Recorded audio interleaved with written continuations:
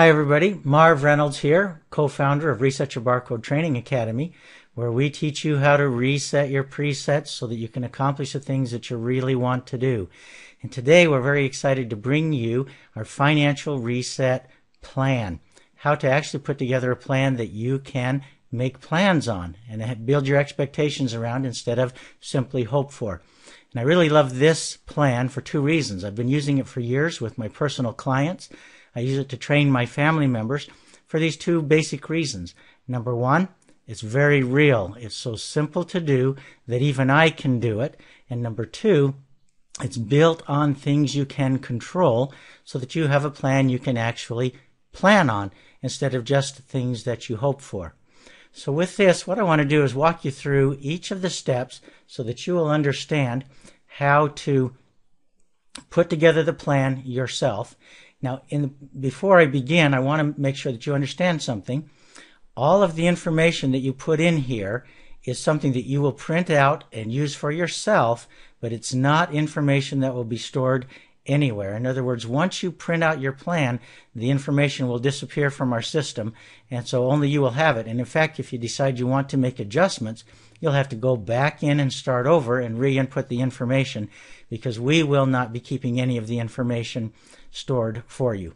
So with that in mind, and by the way, that's just for your own safety, and so with that in mind, when you look at step 2 and begin your input for the plan, first thing on the list is the date. And so if you just click on that box, a calendar comes up and you just go to the day that you want it dated and you click on it, and there you have it. Then we need to put in the names of the people that we're actually doing the plan for. So let's assume that you're doing this plan for Susan. She would be the spouse. And then I've already pre-populated some of these areas just for time's sake. But let's say that Fred is the husband. So now we have Susan and Fred that are putting their plan together on January 5th, 2012. And that's significant because sometime around the same time next year, they're going to want to come back in and reset their plan, because these work for 1 year at a time, which keeps them up to date and accurate, keeps you in charge of things. So now we're going to go to step 3. Now, step 3 is where we input all of your assets and belongings. Now, when we say assets and belongings, what we're really doing is taking all of your assets and just dividing them into two categories. Assets being those things that we will use to generate income in the future. Belongings being those things that we will own that we will no longer have to pay for. So let me give you an example. And again, I've pre-populated some of the areas. But before you go into this, notice this little section right here where it says calculate FV from start of the month. FV stands for future value, because we're going to take this information and make some calculations and come up with future values so that you can see what your future is going to look like if you follow this plan. So what we would recommend most of the time is that you click No, which will simply change it from calculating interest at the beginning of the period to calculating it at the end of the period, which is typically what happens.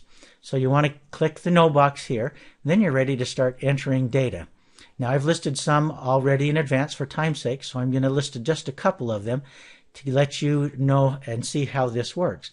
So for example, let's say I list my home. Well, we're going to list Fred's home here. Now Fred is not making a contribution, he's making house payments.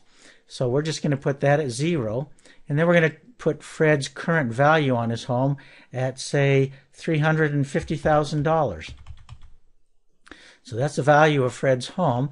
And then in the next entry point, we're going to click or enter B, because we're going to indicate that his home represents a belonging. In other words, it's part of his assets, but not part that we're going to use to generate income with.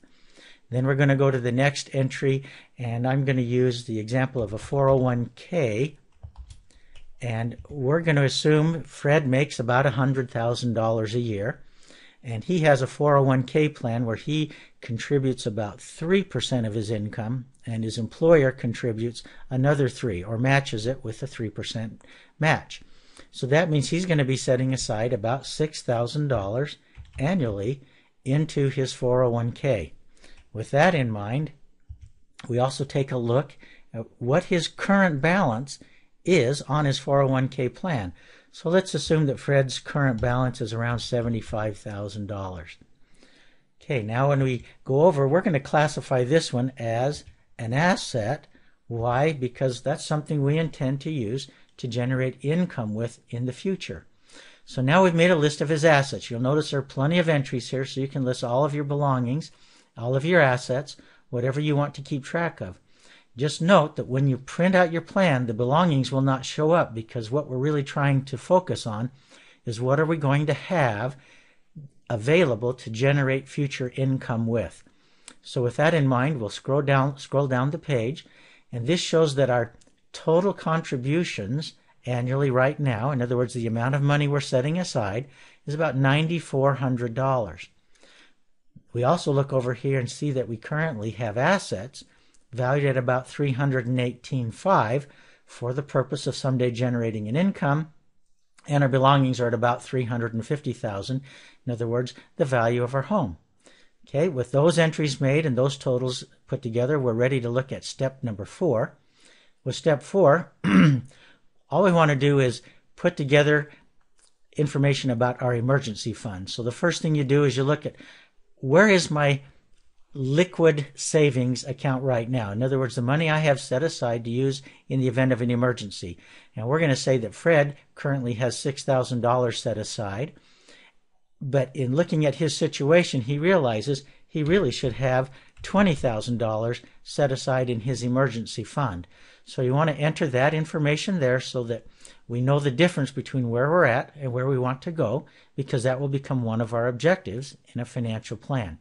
All right, with that, we're ready to move into step 5. In step 5, that's where we list liabilities. In other words, money you owe. Again, I've pre-populated the area so that you can save time and see what kinds of examples could be used. But I'm going to also put in here, because Fred does not own his home yet, so we'll list that, and we're going to say that Fred still owes $78,000 on his home. So we put that in, and that shows us down here at the bottom that with all of Fred's liabilities, that he has a debt balance of about $165,200. Okay, with that entry taken care of, now we're ready to move to step 6. That's where we list the life insurance. Again, I've pre-populated some of the areas, but we're going to assume that Fred has a whole life insurance policy that is worth $100,000 of face amount of protection. So in other words, if he dies, there's $100,000 that's going to be paid out, and we're going to assume also that he has $500,000 of term insurance on his life.